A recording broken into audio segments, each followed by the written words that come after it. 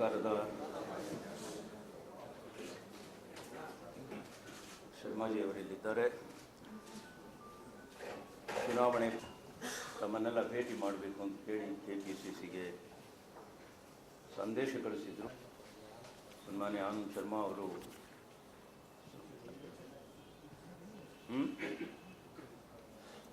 ಇಲ್ವಾ? Good morning to all of you. Namaskaram.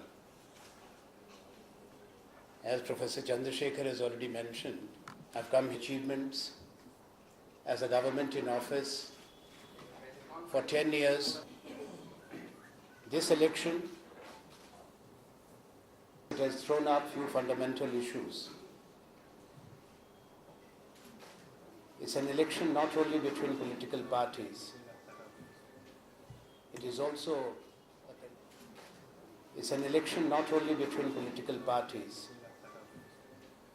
it is also a contest between ideologies. Ideologies which are opposite to each other in philosophy, in thinking and understanding of India. On one hand is the Indian National Congress, which has inherited the values of the freedom movement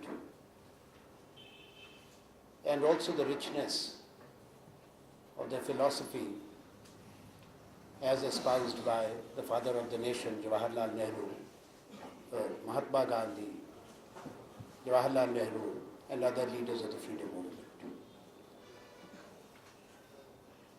It's all embracing, recognizing and respecting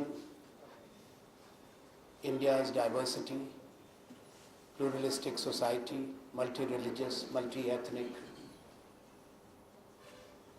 Opposed to us is the ideology of the Bharatiya Janata Party, which is sectarian, which is divisive, which is definitely not secular in thought or practice, as has been known and has once again surfaced virulently during the campaign speeches of Narendra Modi, who is projected as the prime ministerial candidate nominated by the RSS, rubber stamped. Also the other statements that have excessive vilification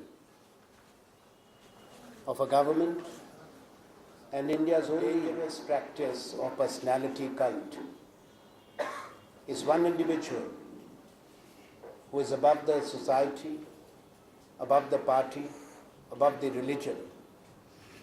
One individual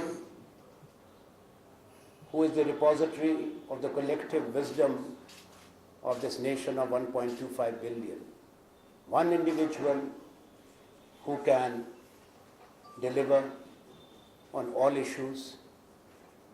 One individual who can solve all the complex problems of a country as diverse and complex. Bharatiya Janata party और Congress party जो मुख्य रूप से आमने सामने है चुनाव में, दो अलग विचारधाराएं में हैं और ये ऐसा दिखाया जा रहा है कि जैसे गुजरात में नरेंद्र मोदी जी ने क्रांतिकारी परिवर्तन किया है जो सब देश में होगा। नरेंद्र मोदी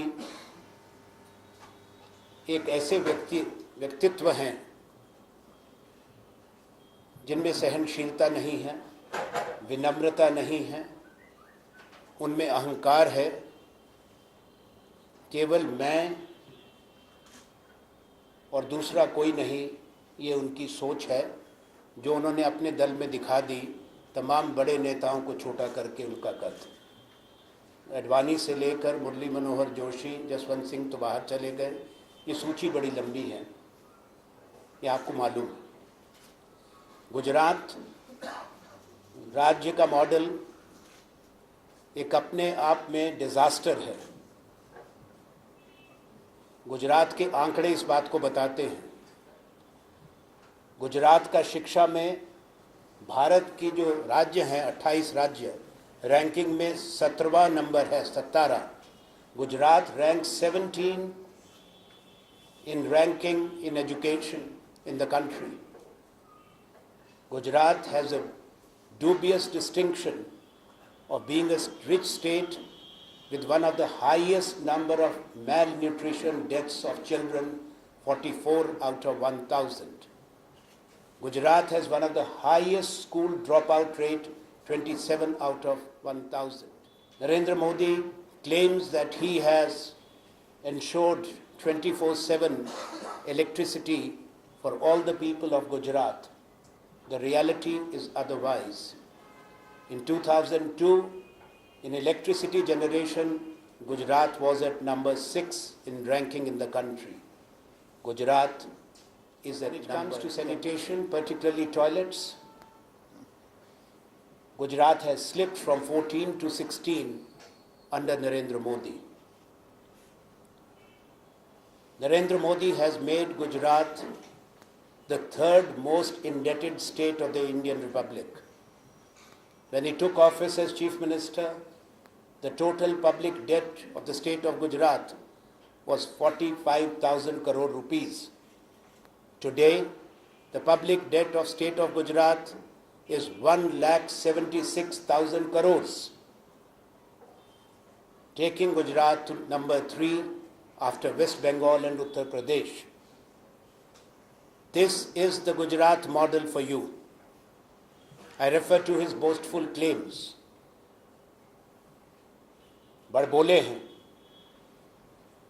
और झूठा दावा करते हैं। और भारतीय जनता पार्टी ने कि गुजरात देश का सबसे अग्रणी राज्य है इन्वेस्टमेंट में। Of history we know, of geostrategic affairs we know, is very poor. उनको इतिहास का ज्ञान नहीं है, अर्थशास्त्र नहीं जानते, और जो वैश्विक मामले हैं, ग्लोबल इश्यूज हैं, उनके विषय में भी उनकी बड़ी सीमित समझ है। पर गणित जो एक स्कूल का छात्र समझता है,